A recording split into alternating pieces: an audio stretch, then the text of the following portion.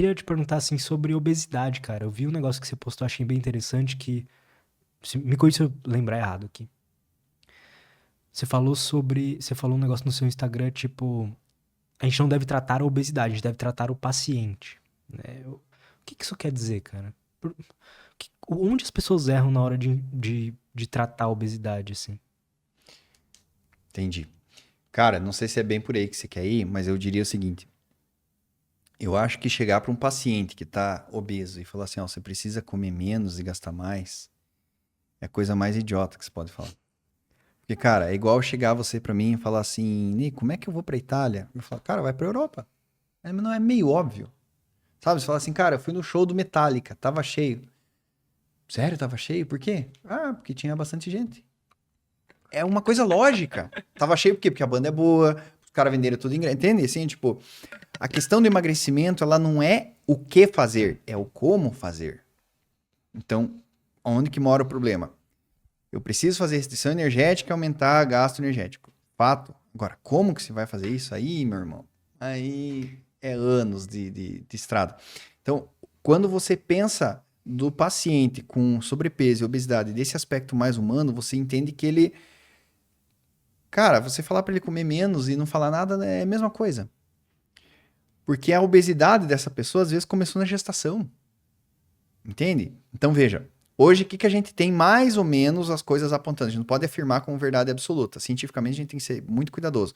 Mas a microbiota da mãe, o intestino da mãe, se é saudável ou não, interfere na microbiota da criança em mediadores, vamos chamar assim para ficar mais fácil, assim, sinalizadores da saciedade na criança. Olha que interessante.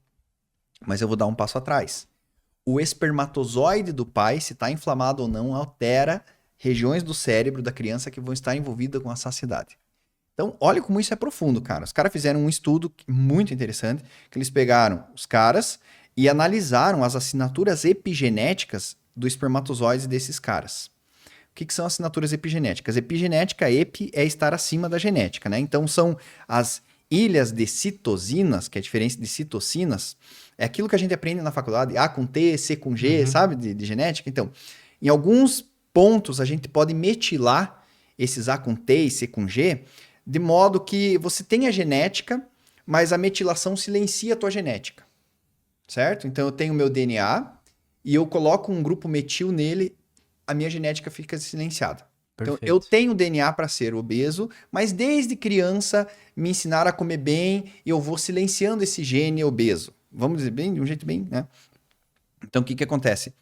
Esse pai que tinha o espermatozoide inflamado, depois que ele fazia uma bariátrica e emagrecia, os pesquisadores viam de novo o espermatozoide dele, um novo espermatozoide.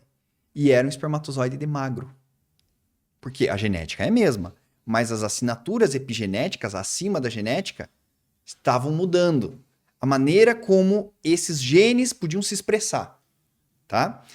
Então veja, é totalmente diferente um pai que engravida uma mãe com sobrepeso e um pai que emagreceu e engravida uma mãe.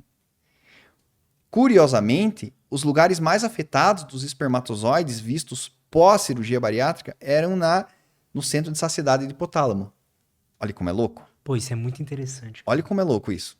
Aí esse cara, imagine se ele não faz a bariátrica e ele conhece outra mãe com sobrepeso. Vamos imaginar essa historinha. Ele não fez bariátrica nenhuma, ele tem os espermatozoides inflamados. Vamos chamar assim só para facilitar a linguagem e os técnicos que me desculpem. Então, esse cara conhece uma mãe gordinha também, que tá com a microbiota daquele jeito que eu te falei. E ele fecunda essa mãe. Então, essa criança, ela já vai...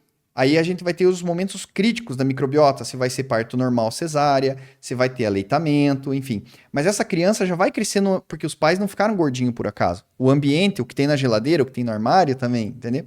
Então ela já nasce com essa predisposição em um ambiente que diz assim, ó, abra a felicidade, atrelado a um refrigerante, ou é impossível comer um só, atrelado a um salgadinho, entende? Então, essas pistas, esses gatilhos mentais vão incorporando da biologia dela com o comportamento. Aí que nós vamos chegar lá nas escolhas, intelectual e emocional. Perfeito.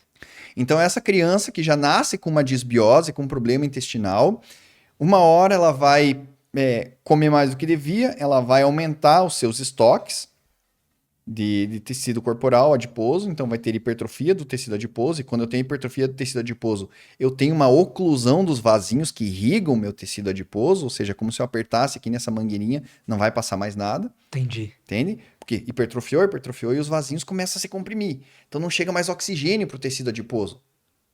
Entende? Esse tecido adiposo sem oxigênio, sistema imune. Ô, peraí, estão ferrando com a gente tá sofrendo. Então o corpo não sabe se você tá com obesidade ou tá sofrendo um ataque de bactéria. Entende? Caralho.